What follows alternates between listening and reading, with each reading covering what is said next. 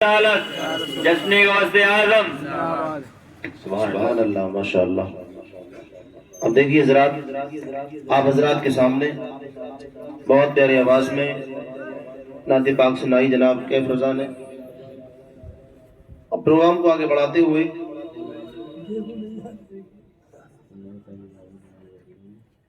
ایک چھوٹی سی گفتگو کرنے کے لیے محمد ریحان کو پیش کر رہا ہوں کہ وہ آئیں مائک پر اور پیاری سی گفتگو سنائیں، سامعین کی قلوب کو منور و مجلہ فرمائیں۔ محمد ریحان۔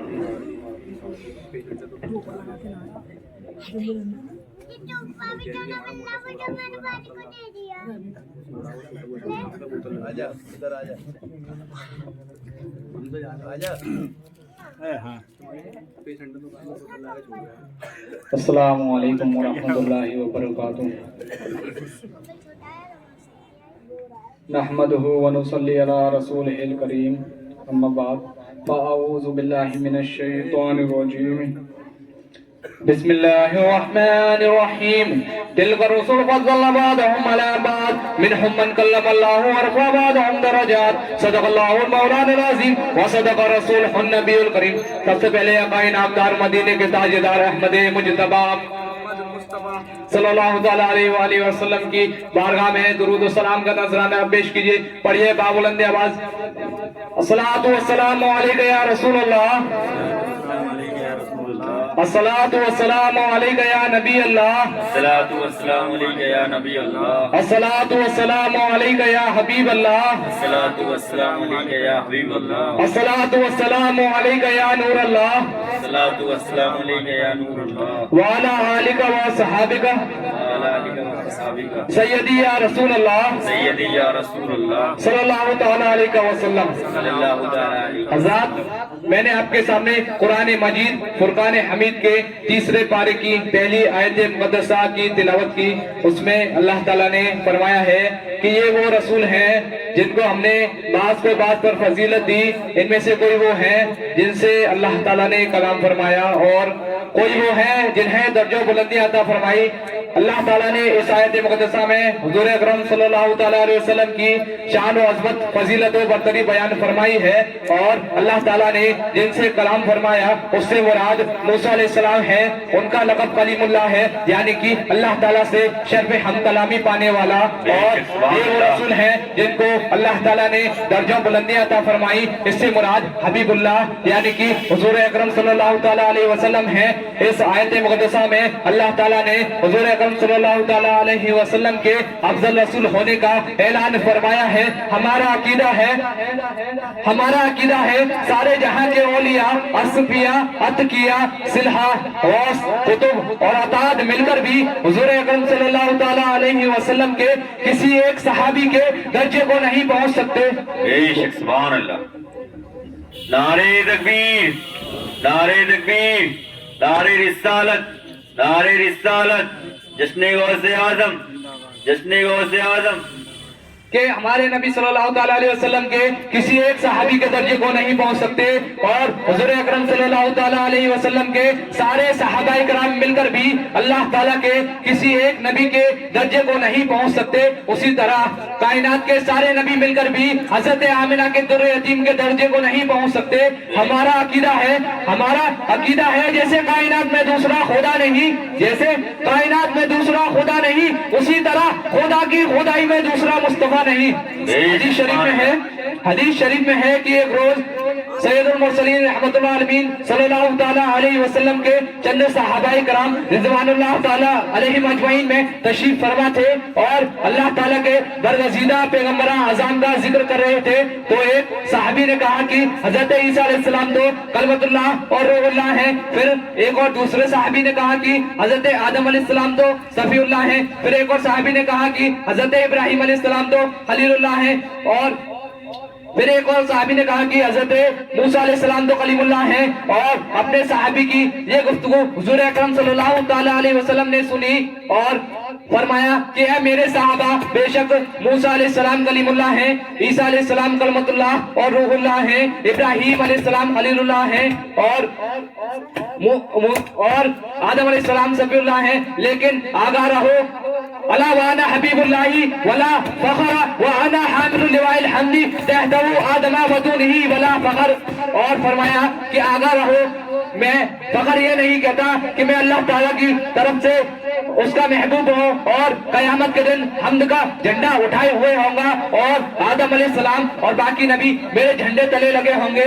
लोग कहते हैं कि बरेलवी आजाद नबी की शान इतनी बयान करते हैं कि नबी को अल्लाह ताला का शरीक ठहरा देते हैं, तो शरीक का मतलब यानी कि आधे माल का वारिस होता है, और हम नबी को अल्लाह ताला का शरीक नहीं बल्कि हबीब मानते हैं। तवज्जो फरमाइए, एक टुकड़ा जमीन का हो उसके वारिस दो भाई हो, तो शरीयत के मुताबिक आधा हिस्सा एक भाई का और आधा दूसरे भाई का होता है, यानी कि शरीक तो सिर्फ आधे माल का वारिस होता है, लेकिन हबीब का दर्जा बुलंद होता है। सरकार आला हज़रत फरमाते हैं कि मैं तो मालिक ही कहूंगा, मैं तो मालिक ही कहूंगा कि हो मालिक के हबीब के महबूब मुहिब में क्या मेरा तेरा। यानी कि हुज़ूर अकरम सल्लल्लाहु ताला अलैहि वसल्लम अल्लाह ताला के हबीब हैं।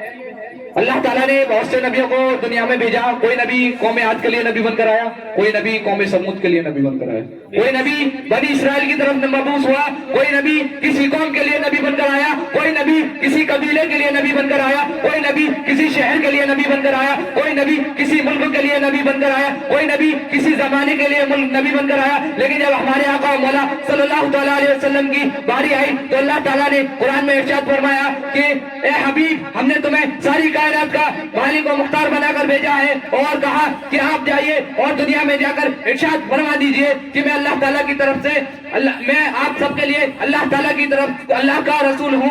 और वो पहले अंबिया कराम तशरीफ आए तो कोई किसी कौम के लिए, कोई किसी कबीले के लिए, कोई किसी शहर के लिए, कोई किसी मुल्क के लिए, कोई किसी जमाने के लिए, लेकिन हमारे आका मौला सल्लल्लाहु ताला अलैहि वसल्लम सारी कायनात के लिए नबी बनकर तशरीफ लाए। हमारा नबी अर्श वालों का नबी, फर्श वालों का नबी, शर्क वालों का नबी, गुर्ब वालों का नबी, जमूल वालों का नबी, शमाल वालों का नबी, जिन्नात का नबी, इंसानों का नबी, सूरज का नबी, चांद का नबी, खाकियों के लिए नबी, अफलाकियों के लिए नबी, जिब्राइल का नबी, मीकाइल का नबी, इस्राफील का नबी, इस्राइल का नबी, नबियों का नबी।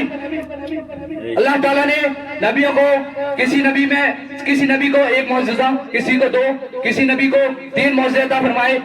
हजरत आदम अलैहिस्सलाम मौजूदा लेकर आए, हजरत इब्राहिम अलैहिस्सलाम मौजूदा लेकर आए, हजरत इस्माइल अलैहिस्सलाम मौजूदा लेकर आए, हजरत ईसा अलैहिस्सलाम मौजूदा लेकर आए, हजरत मूसा अलैहिस्सलाम मौजूदा लेकर आए। लेकिन हमारे आका मौला सल्लल्लाहु ताला अलैहि वसल्लम मौजूदा लेकर नहीं बल्कि मौजूदा बनकर आए। आपका देखना मौजूदा, आपका सुनना मौजूदा, आपका बोलना मौजूदा, आपके दस्ते अक़दस मौजूदा, आपकी वल्लन जुल्फे मौजूदा, आपके कदम मुबारक मौजूदा, आपका चलना मौजूदा, आपका खाना मौजूदा, आपका पीना मौजूदा, आपका सोना मौजूदा, आपका अर्श पर जाना मौजूदा, आपका फर्श पर आना मौजूदा, और आपकी जात मौजूदा, आपकी तिलावत मौजूदा। आप किसी ईसाई से पूछ लें कि क्या आपके नबी के पास मौजूदात थे, तो वो जवाब देगा हाँ, हमारे नबी के पास मौजूदात थे।